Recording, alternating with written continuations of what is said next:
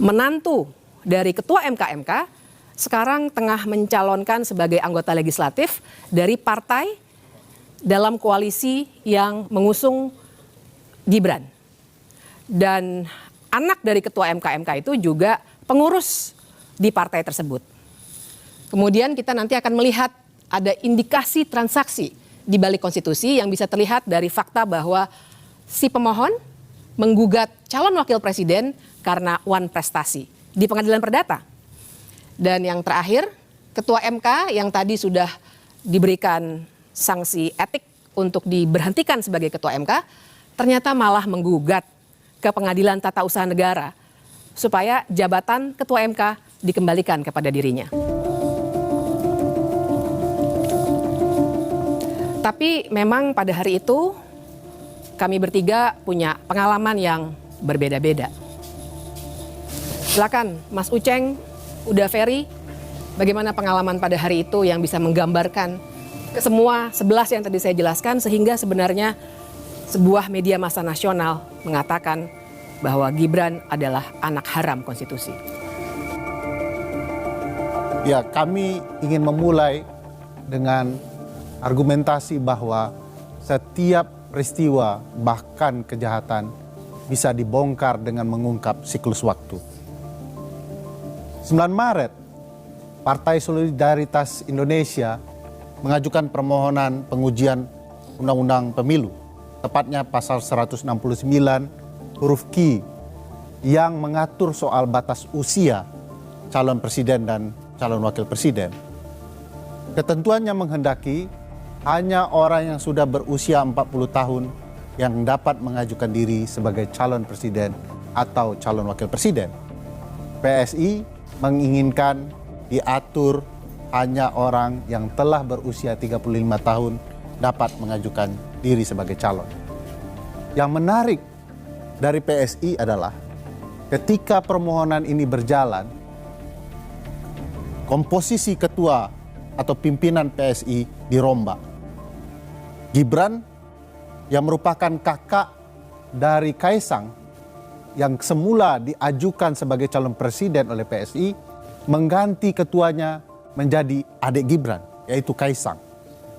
Lalu harus diingat bahwa ketua Mahkamah Konstitusi adalah paman dari Gibran dan Kaisang.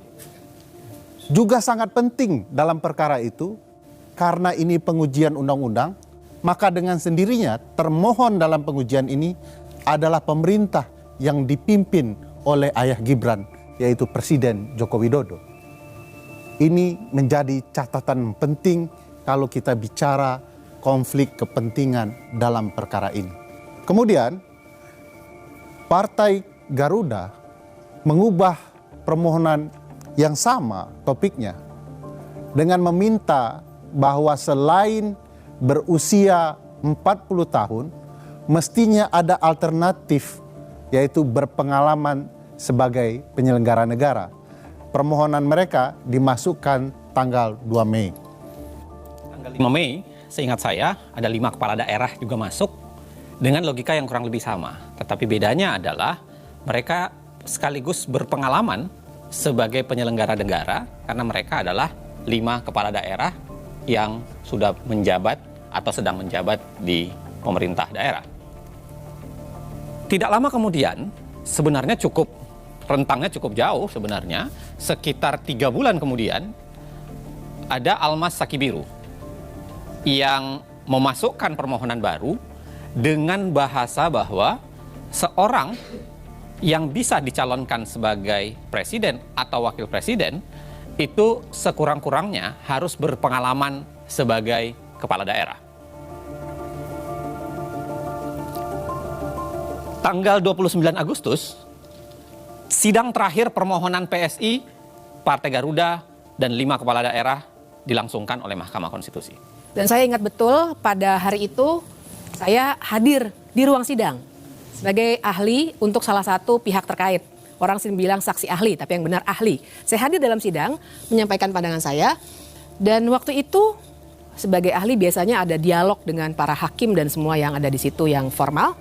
Sebenarnya terbaca bahwa hakim-hakim punya indikasi akan menolak 3 permohonan ini. Karena mereka melihat, dan ini baik secara umum, bahwa masalah syarat kepala daerah itu bukan wewenang Mahkamah Konstitusi, melainkan memang wewenang pembentuk undang-undang. Itu adalah sidang terakhir, karena setelah itu biasanya akan ada penyerahan kesimpulan, kemudian rapat permusyawaratan hakim, kemudian putusan dibacakan. Kami masih menunggu-nunggu karena perkara ini tentu saja sangat menarik. Agak luput dari perhatian kami, ternyata pada 5 September ada pemeriksaan pendahuluan untuk permohonan Almas. Dan setelah itu, seperti normalnya prosedur di Mahkamah Konstitusi, ada perbaikan permohonan dari Almas. Kita bisa geser ke tanggal berikutnya pada 12 September. Almas memperbaiki permohonannya, kira-kira begini konstruksinya. Tetap 40 tahun sebagai syarat dalam pasal 169 huruf Q Undang-Undang 7 2017 itu, kemudian ditambahkan atau, jadi alternatif, atau berpengalaman sebagai kepala daerah baik di tingkat provinsi maupun kabupaten /kota. Itu berubah artinya ya, dari awalnya hanya kepala daerah, dia kemudian lebih menjelaskan bahwa bukan hanya kepala daerah di tingkat provinsi maupun juga kepala daerah di tingkat kabupaten kota. 19 September, kalau kita ingat, RPH pertama atau rapat permusyawaratan hakim pertama itu dilakukan untuk gelombang pertama permohonan. Gelombang pertama itu adalah PSI, lalu kemudian Partai Garuda, dan 5 kepala daerah. Dalam perkara itu, semua ditertolak. Ya. Dan luar biasanya, Anwar Usman tidak ikut RPH dengan alasan yang kemudian disebutkan bahwa dia menolak konflik kepentingan. Maju 2 hari kemudian adalah rapat permusyawaratan hakim pertama untuk permohonan Almas. Luar biasanya, kali ini Anwar Usman sudah masuk. Entah apakah dia sudah merasa konflik kepentingannya sudah tidak ada atau sakitnya sudah hilang. Tapi pada saat yang sama, Anwar Usman sudah ikut RPH di tanggal 21. Menariknya kembali, 8 hari setelah itu, di tanggal 29 September, terjadi peristiwa kunci dalam kasus ini. Almas Sakib Biru, entah karena alasan apa, mencabut permohonannya.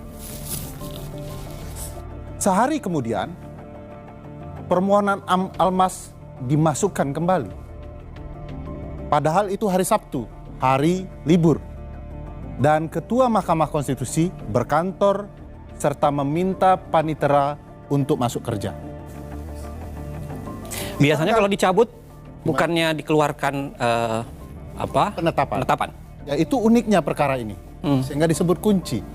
Seharusnya ketika penetapan atau pencabutan dilakukan, penetapan dikeluarkan, dilakukan pembacaan sidang penetapan pencabutan perkara. Anehnya itu tidak terjadi. Malah kemudian digelar sidang yang berbeda di tanggal 3 Oktober. Disebut berbeda karena sidang ini disebut sebagai sidang konfirmasi permohonan. Almas kemudian menyatakan bahwa sebenarnya dia tidak punya keinginan mencabut, tetapi itu keinginan kuasa hukumnya. Dan pada saat yang sama, sidang konfirmasi permohonan tidak ada di dalam hukum acara MK. Jadi ini disebut unik karena memang tidak terdapat di dalam hukum acara Mahkamah Konstitusi. Nah, setelah praktik tidak ada dalam hukum acara itu, karena kasus Almas tetap dilanjutkan atau permohonan Almas tetap dilanjutkan, masuklah RPH kedua permohonan Almas. Lagi-lagi Anda masih ingat bahwa di situ Anwar Usman masih ikut di RPH. Maju 4 hari kemudian, RPH ketiga untuk permohonan Almas kembali dilakukan. Ini juga menarik, Mas Ferry dengan Mbak Bibip. Biasanya RPH berulang kali itu adalah tanda bahwa permohonan itu memang jelimet. Atau ada pertarungan perkara yang penting, atau barangkali karena memang pemohon menghadirkan sebuah logika yang canggih dan pembuktian yang luar biasa.